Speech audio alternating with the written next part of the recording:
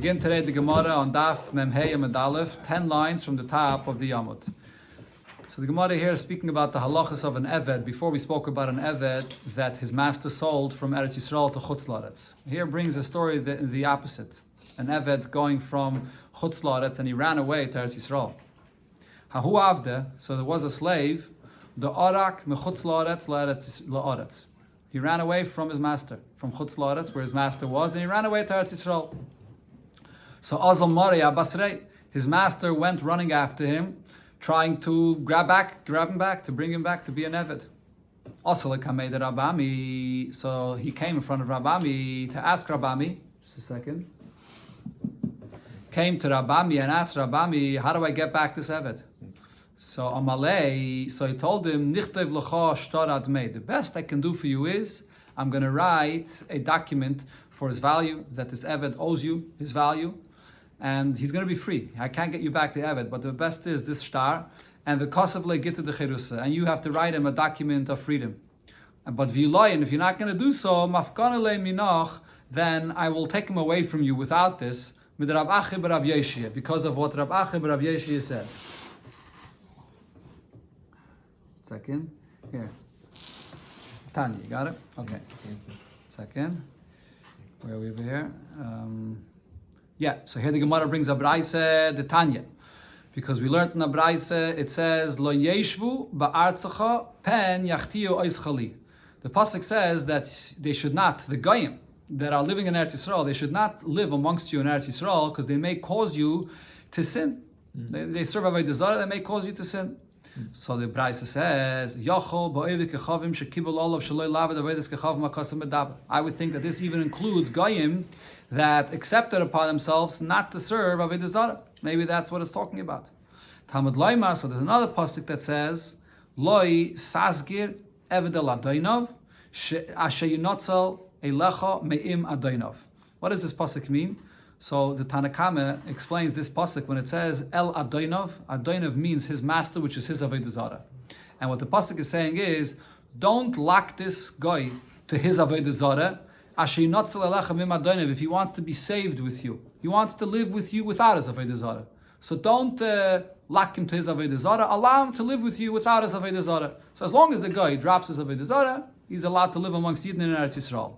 So my takanasai, what do we do with such a guy? So the pasuk there, the next pasuk says, Imcha yeshev b'kirbacha. So this guy that dropped Avodah Zarah is allowed to live amongst you. That was the pshat that the Tanakama said in this pasuk. Okay, this is not the here. This is a long braisa with a few opinions, and the final opinion is Rav Achi bar Yeshia, and that's going to be the opinion that's relevant for us regarding this Eved that ran away to Eretz Yisrael. Okay, now v'kashile Rav Yeshia, on this pshat of the Tanakama, Rav Yeshia had a question. Hi, me'im adoinov. Why does it use this expression? If it means that this is a guy that wants to go away from his Avodah Zarah, it's not usual for the pasuk to refer to this as me'im adoinov, from his master. Me'im aviv mi bayalei. It should have said from his father. That's one gersa here in our Gemara, which would mean from the ways of his father. That he wants to drop the Avodah Zarah that his father served. Or another gersa here is me'im elikov mi bayalei. Should have said that he wants to go away. Don't lock him to the Avodah Zarah that he doesn't want to serve anymore. So Elam Rav Yeshia, so therefore Rav Yeshia says a second shot. What this is talking about is the halacha that we learned before in the Mishnah, b'moicher avdoi l'chutz la'aretz, hakasav medaber. This is a master that sold his slave into chutz la'aretz, and what it's saying is, if he sold his slave into chutz la'aretz, you can't lock this slave to his master. Once he sold him to chutz la'aretz, because you are causing him to leave Eretz Yisrael, so he goes free. That's what it means. Leisasker eved el adoinov, if when you sell him into chutz la'aretz. But v'kashilei l'Rav Achi b'Rav Yeshia, so his son, Rav Achi, the son of Rav Yeshia, so he had a problem with this pshat as well. Hi, asher yinotzel eilecha. So why does it say in the pasuk asher yinotzel eilecha? Now the word yinotzel here, Rashi explains, does not mean like you would think that he's saved. He's saved to you. The word yinotzel over here means that he's separated. Rashi brings a source for this. Another pasuk you see in Bereshis, it says asher hitzel elikim me'avinu. It means to be separated. So over here, when it says Asher yinotzel eilecha, it should have said Asher yinotzel me'imcha mibayalei. The point over here is that he's being separated from you. That you're selling him down to chutz la'aretz and he's being separated from you. So over here, the halach is that he goes free because you separated him from Eretz Yisrael, you separated him from you. Why does it say Eilecha to you? So Elam Rabbi Acha B'Rabbi Yeshia. So Rabbi Acha B'Rabbi Yeshia says, and this is the halacha regarding an Eved, be'Eved Shabarach Mechutz La'aretz La'aretz HaKosav Medaber. The pasuk is speaking about an Eved that ran away from Chutz La'aretz to Eretz Yisrael, and what it's saying is that this Eved that ran away from his master to Eretz Yisrael, and he separated himself from his master, don't lock him up to his master, he goes free. That's what the pasuk is saying here. And this is what Rav Chisda was. Who was it before? Rabami. Sorry, Rabami. Rabami said to him that if you're not going to free your Eved, so then I can free him because of this pasuk over here that says that you're not allowed to lock him up.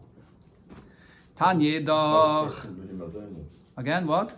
How does he answer the Imadayna? Adainav is the master. What's the problem? The Eved ran away. But his father had a question to it. No. The father's question was, if according to the Pshara the Tanakama, that it's speaking about Avodah Zarah, but not Rabbi Yeshia and not Rabbi Acha B'Rabbi Yeshia are teaching it on Avodah Zarah b'chlal. They're teaching it kipshuta, a master that owns an Eved. So that's why it says Adainav.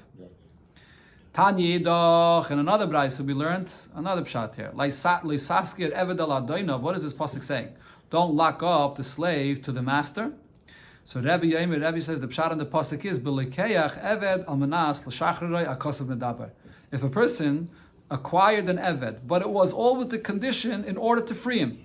So the pasuk is saying, since you only acquired him with the condition to free him, so then you have to free him. What is the case? Amar Rav Nachman bar Yitzchak, the kosav lei hachi.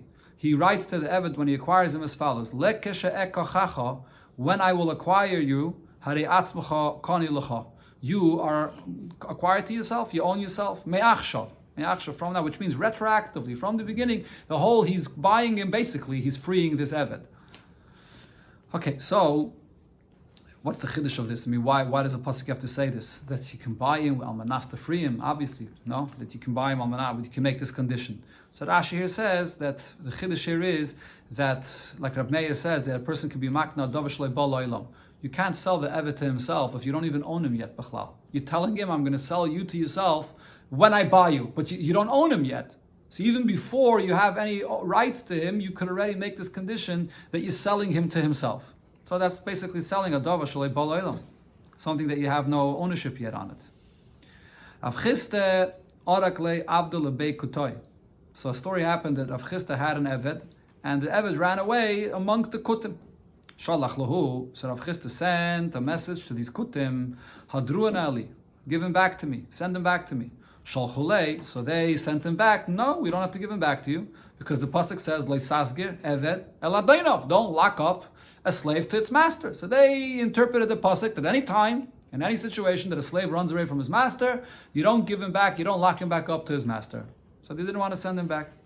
So one version here in the Gemara is Shalach lahu, so he sent back to them. The pasuk says regarding a lost object, V'chein tasa l'chamoyre, v'chein tasa l'simlosa, v'chein tasa l'chol avedes achicha, person that loses a donkey, a garment, or anything he loses, so you have to return it to me. So this is a lost item that my Eved ran away from me, and you have to return it to me. So they still didn't listen to him, Shalchulei, they sent him back again, but not an Eved. V'haksiv le'saskir Eved al adainov. A slave does not have to be returned to be locked up to his master. Shalach lahu, so he sent them back and explained to them, Hahu, that pasuk of le'saskir Eved al adainov, ve'Eved shebarach mechutz la'aretz la'aretz. It's talking only about an Eved that runs away from chutz la'aretz to Eretz Yisrael, like the pshat to Rabbi Acha B'Rabbi Yeshia. So therefore, here, my Eved didn't run away to Eretz Yisrael. He ran away to the Kutim, but apparently it was not in Eretz Yisrael. So therefore, you have to give him back to me. Okay, or maybe he himself was in Eretz Yisrael, so it was all, they were both in Eretz Yisrael. Whatever, so it wasn't a case of Chutz La'aretz to Eretz Yisrael. I mean, Rav Chisda B'Pashtus was living in Bavel. Okay, be it as it may. So the Gemara now just explains this detail here. Why did he send them specifically this pshat of Rabbi Acha B'Rabbi Yeshia? We had before 4 different pshatim and what this pasuk means. He could have sent them any of those pshatim. Why did he choose specifically this one? The answer is mishum de mashma lahu kroi, because this they would understand in the simple literal meaning of the pasuk. One of the things about the kutim was that they did not trust Chazal in the pirushim of what it says in the Torah. They only wanted to read the pasuk literally. So the pshat of Rabbi Acha B'Rabbi Yeshia is the most literal in the pshat of the pasuk. That's why he sent them this pshat. Abaye irches lechamre beikutoy. Abaye, his donkey went off and he lost his donkey amongst the kutim. Shalach lahu, so he sent to them, Shadruli, send me back my chamar, it's mine. Shalchalei, so they sent him back a message, Shlach simana, send us a sign, send us a simon that this is your donkey. Shalach lahu, so he sent him back, the chivra kreise, its belly is white. So that's my sign, it's my donkey. So Shalchalei, the Kutim sent him back a message, Ilav the Nachmeniyat, if not, you are the great person, and his name, Abaye's real name was Nachmeni, we would not send you back your donkey. Because all donkeys don't have a white belly. By all the donkeys it's this way. So it's not really a simon. But because you're a great person, Abaye, or his name is Nachmeni, so therefore we'll send him back to you. This is also a similar concept we had once before in the Gemara, that for Talmud Chacham, even without a simon, there's a Tviyas Ayin, that you can trust the Talmud Chacham and return it to him. So the Kutim return it to him. All these Mishnahs we're learning here began with the concept of Tikkun Olam. So here's another Tikkun Olam, the Chacham or Masakin. Ein poiden es hashvuyin yeser al kedei demeyan. You do not redeem captives for more than what their value is. Mipnei Tikkun Olam. This is to rectify matters in the world, which the Gemara will explain what exactly the Tikkun is. And ve'ein mavrichen es hashvuyin mipnei Tikkun Olam. We don't help a captive escape from captivity also because of Tikkun Olam. And Abshim Gamliel says, Mipnei Takanas Hashvuyin, that we don't help them escape is because of a tikkun for those people that are in captivity right now. Okay, we'll see in the Gemara here. The Gemara explains this. Let's see. So Ibayalahu, the Shaila was asked, what's the pshat here in Tikkun Olam? Hi, mipnei Tikkun Olam. What does this mean? Mishum duchke ditziburahu is the reason because if the price that's being asked for this to liberate or to redeem is very high, so everyone's going to have to pay, and you're pushing people to pay, and it's very difficult for them. People are going to become poor to be able to redeem this person. So it's, in other words, the issue of duchke ditzibura is right now. This captive that you're trying to redeem, right now, everyone has to chip in and pay for this, and therefore there's a doichik. Oy dilme, or perhaps mishum delay ligrivu v'laiset fei. The issue is not over here right now when you're pushing everyone to pay for this, but the issue is in the future. That if the goyim that capture this person see that they can make so much money off of him, so then they're going to go and capture again and take advantage of this and to get a lot of money. That's the shaila. So what's the nafkamina? The nafkamina is what happens if there's a person in captivity right now and there's somebody that's ready to take upon himself to pay for all of it on his own. He's not making anyone else poor. He's not collecting money from the tzibur. So for the present, there's no issue. But if the concern is that in the future the goyim will take advantage by seeing how much money they made, so then it's still an issue, even if a person takes it upon himself. So the Gemara here brings the story that happened. Toshema the Levi Bar Darga. Parka Lebrate, he redeemed his daughter that was captured. Betleiser Alpha Dinrizov, 13,000 golden coins, an astronomical amount of money.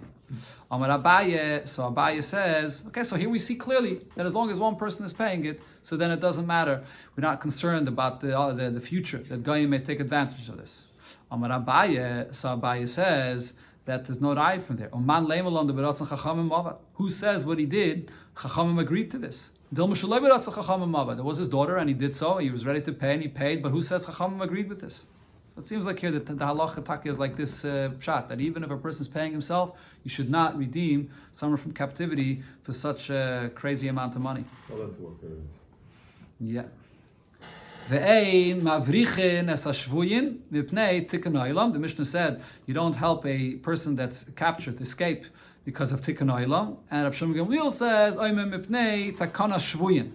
So my benayu, what's the difference between them? So the point over here, really the Tanakama and Rav Shimon Gamliel are saying the same point. The reason why we don't want to help a person that's in captivity to escape is because then what happens is the others that are in captivity will suffer from this because they see that this one escaped from prison, so they're going to make it much more difficult for those that are in prison. They're going to tie him in chains and tie him down and put him in a cell where they can't move around. So the ones that are there are going to suffer more. So what's the difference if you use the lashon of tikkun ha'olam with takanas shvuyin? My benayu The difference over here is if he's the only one that's now in captivity. Tikkun Olam means that we're concerned about the future. Even though right now he's the only one that's there, but the fact that he escaped today, so tomorrow or some other time, those that will capture a Yid will put him in a much, much more difficult captivity.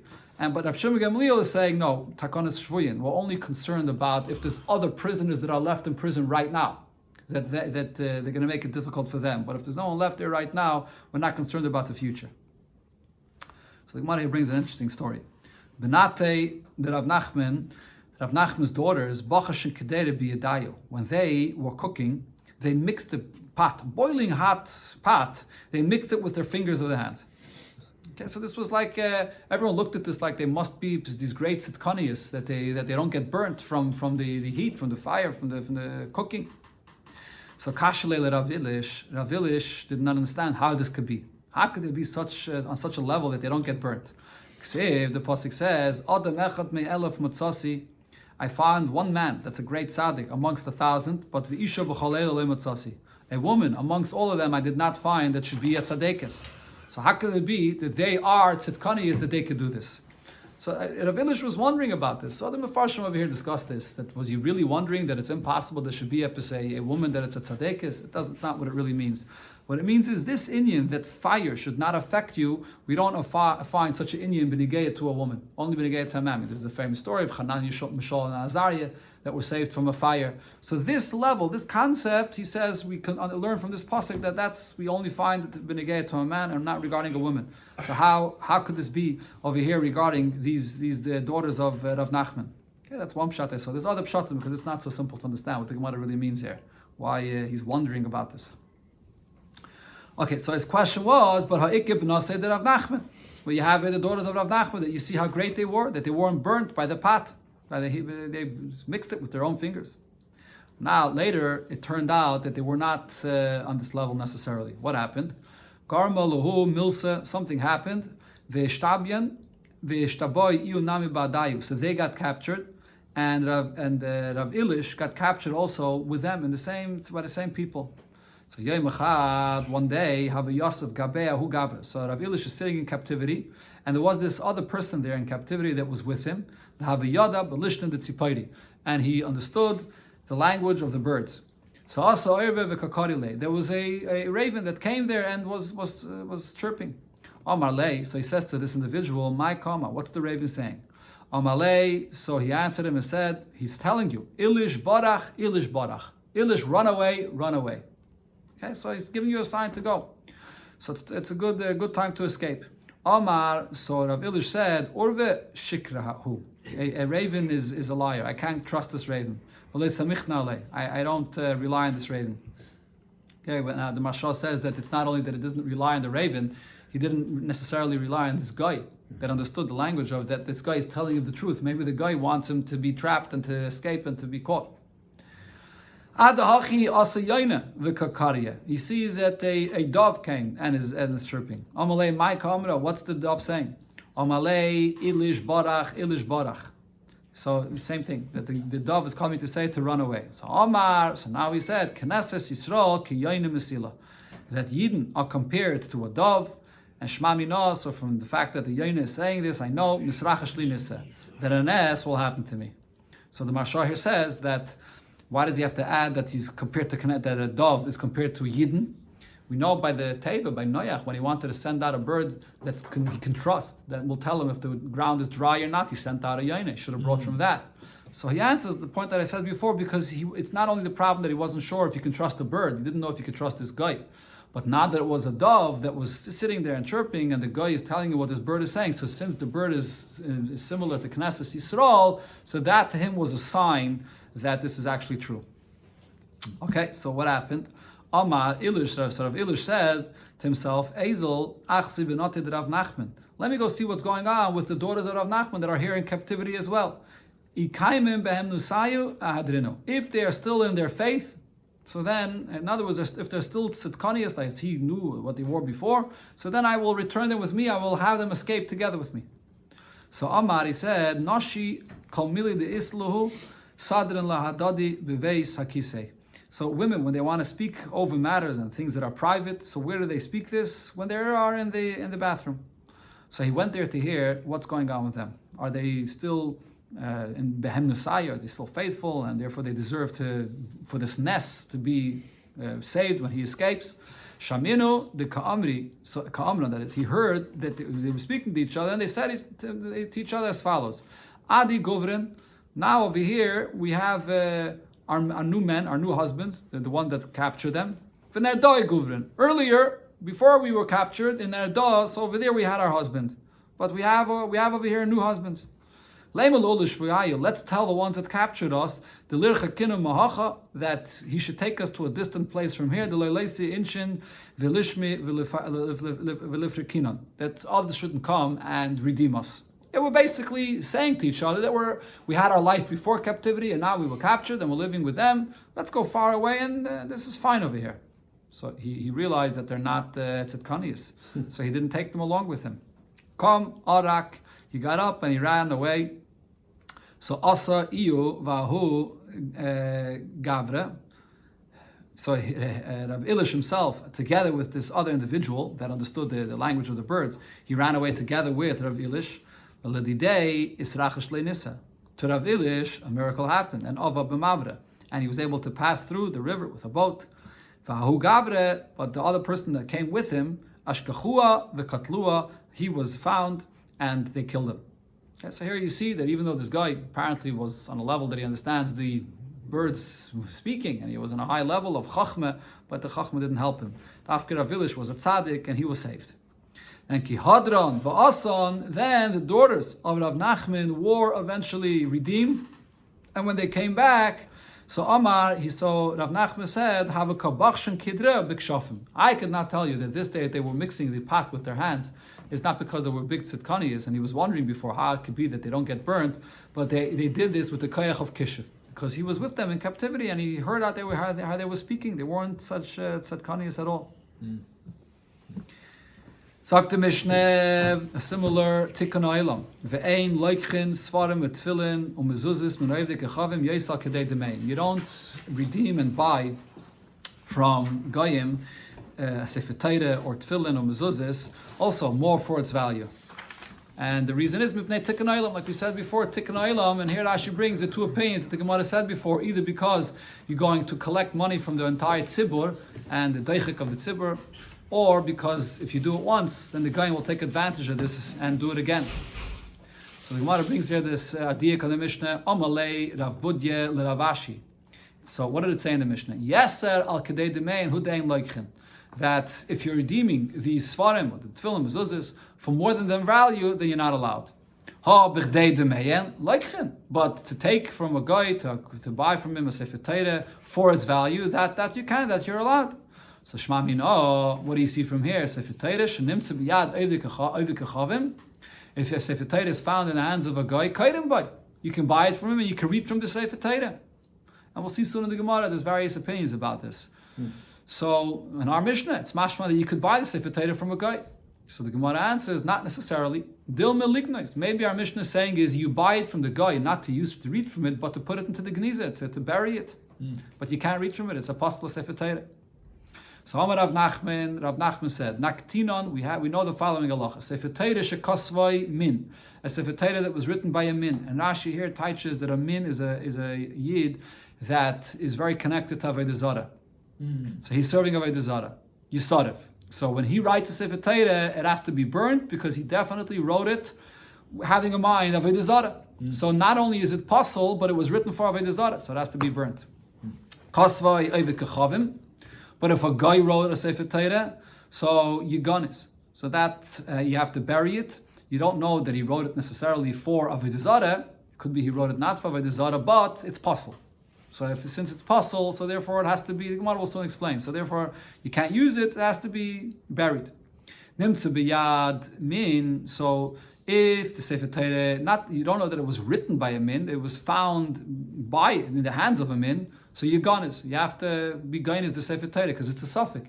You don't know if the min himself wrote it and then it can be burnt, or maybe he just has it in his possession. So therefore you have to just to bury it. Nimtza biyad oivik kechavim.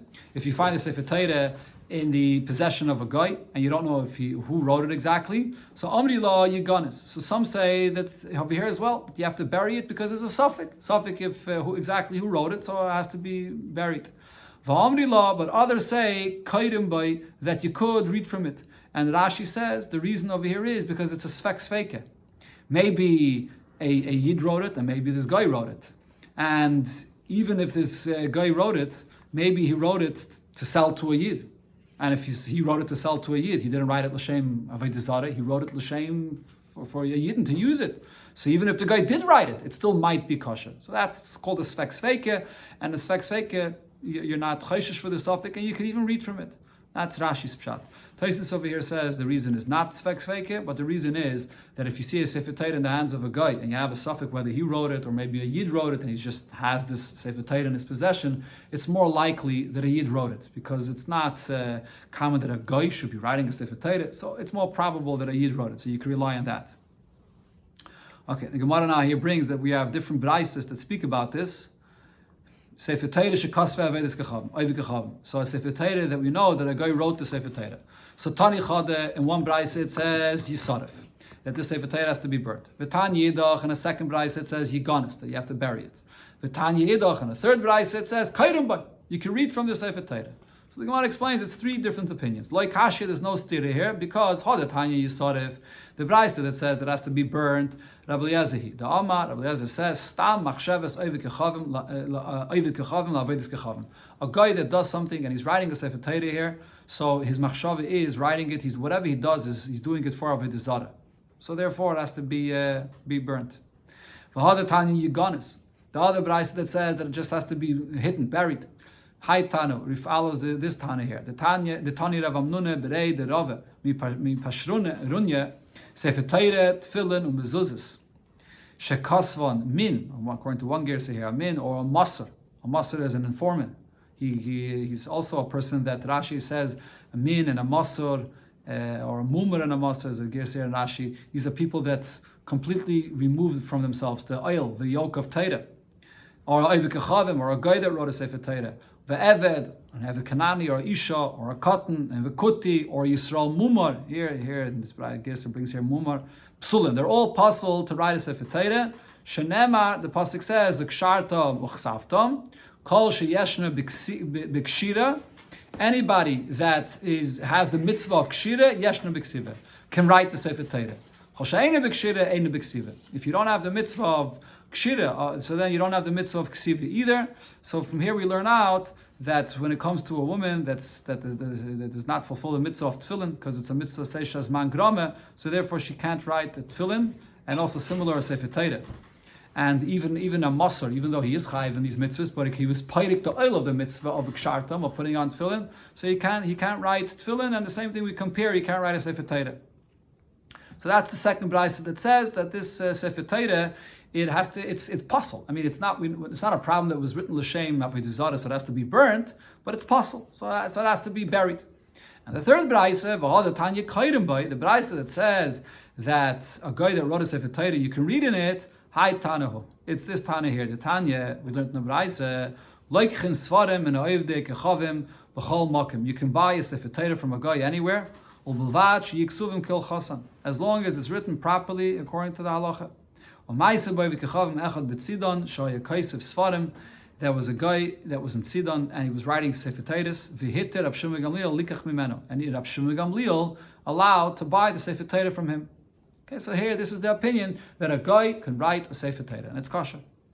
But the Gemara asks, in the Brayse it brings that Rab Shimon Gamliel, not only the Tanakame, but there's a story that happened that Rab Shimon Gamliel was mater to buy from a guy. Frek the Gemara, Rab Shimon Gamliel ibod l'shma boy. We know Rab Shimon Gamliel holds that when you prepare the parchment for a Sefer Torah, you have to prepare it l'shma, for the sake of the Sefer Torah. If so, ksive l'shman lo ibai, to write the words of the Sefer Torah, that does not have to be l'shma. If when it comes to the parchment, which is just sort of a preparation, Yeah, it has to be lishma for sure. Writing the actual Sefer Torah should have to be lishma.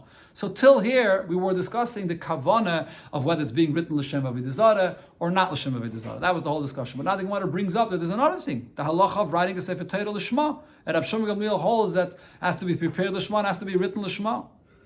And the Gemara brings the Braisa. The Tanya, we learned in the Braisa as follows regarding tefillin: tzipon zav. If you cover the tefillin in gold, or you're attached to it the hide of a non-kosher animal, psulai, so the tefillin is possible. Rashi brings regarding a non-kosher animal, it says mina mutter beficha. It has to be beficha means it has to be something that is mutter from an animal that's kosher. Or behemoth tahira, but the oil of the behemoth you covered it with behemoth which is kosher, so then ksheira, so then it's kosher. Va'afal pi, the chiddush is shaloi yibdal nishma. The Tanna Kama says that it does not have to be prepared. The hide itself that's used for tefillin, and the same would be for sefer Torah. That it does not have to be prepared lishma. Rav Shlomo Gamliel says, "Afila or behemoth tahira psulois ad sheyabdal nishma." You can't use the hide from a kosher animal unless it's prepared lishma. So even that has to be lishma. Rashi holds it. Taisus brings according to Rashi. The reason is because hazmana milsihi, concept the Gemara brings in different places. When you prepare just for it to become kosher tefillin, that's also significant, and it has to be done lishma. So the question is, how can we say before that Rav Shlomo Gamliel was matter to buy from a guy the tefillin? Or Sefer Torah. So the Gemara answers, Amar Rabbe Bashmuel. So Rabbe Bashmuel said that story was Beger Shechaza L'Surai. That was really not a guy. That was an individual that was really a ger, but he returned back. He went back to his old ways as a guy. So therefore, he knew that it has to be written l'shma. He knew this halacha, and therefore he was writing it l'shma. Frek the Gemara, but wait a minute, this ger went back to his old ways. L'surei, he went back to his old ways. Koshken ta'avalei min. If so, forget about l'shma. The issue is that he's a min. He's serving avodah zarah. So for sure there should be a problem because of him writing it l'shem avodah zarah. Amar Ravashi says, no, that story was Shechaza l'surei mishum yira. He did go back to his old ways, but not by choice, but because he was afraid of Goyim, that for whatever reason he was afraid for his life. So therefore he went back to his old ways. But really he knew the halacha of l'shma. He was really a yid. Once he's a ger, it's a ger. A ger that goes back to his old ways, he remains a ger. So therefore over there Rav Shlomo Gamliel was matter to buy from this guy. Okay, so Taisus over here says that even though it seems like in our Gemara that most of the opinions held that the Sefer Torah does not have to be written l'shma, and the main concern over here was whether it was written l'shem avodah zarah or not, but we paskin like the opinion over here that it brings that a Sefer Torah does have to be written l'shma. Tana Rabbanan, going back to the halacha of the Mishnah, that it said that you should not buy a Sefer Torah from a guy when he's demanding a lot of money for it. Mailam b'demeyen ad kedei tarpik, that you could pay for the Sefer Torah for a little bit more money, up to the amount of a tarpik, a certain coin. The Gemara says, my tarpik, what's the value of this coin? Omer Rav Sheshes istira. The value of it is an istira, which Rashi says is a sela medina. There's Gemara in many places, there's two types of slime. There's a sela tsuri and a sela medina. Sela medina is a coin which is an eighth of the sela tsuri. That's the amount that if they ask for it more, then you could pay for it. So Rashi says this refers to everything the Mishnah mentioned. The Sefer Torah, the Tefillin, the Mezuzahs. But Taisa says you can't compare. I mean, the Sefer Torah is much more valuable than Tefillin and Mezuzahs, so it's not exactly the same. So the Gemara here is only talking about Tefillin and Mezuzahs. Okay, the Gemara finishes off of here. Ahi Taisa. There was this Arab merchant, a woman. The Aisa Chaisa de Tefillah, L'kamei Abaye. She brought a sack filled with Tefillin to Abaye. So she somehow stole it, she had it, and she wanted to sell it to Abaye. Allah, Abaye told her, based on what we learned in our Mishnah, don't pay extra for this. Yavasli reish betamri, would you give me a head, meaning a peer, each head of the tefillin, would you give it to me for one date? So he basically made it clear to her, I'm not giving you any extra money for this, I'm giving you one date for all of this. So when she heard what he's offering her, Imalia Ziyara, she got very angry. Shakla Shadasina Benada. She took the whole sack and threw it into the river. Wow. And the whole tefillin got lost. Omar. So now Abaye said, based on what happened there, Lo yiboyli lizalzulinu ba'apa kulahai. I shouldn't have dealt with her in such a shameful manner, even though it said in our Mishnah, cheap manner, even though it said in our Mishnah not to pay extra. But on the other hand, you have to be careful because you have these holy items that are in the hands of a guy. You have to be ready to pay for it in order to redeem it from them.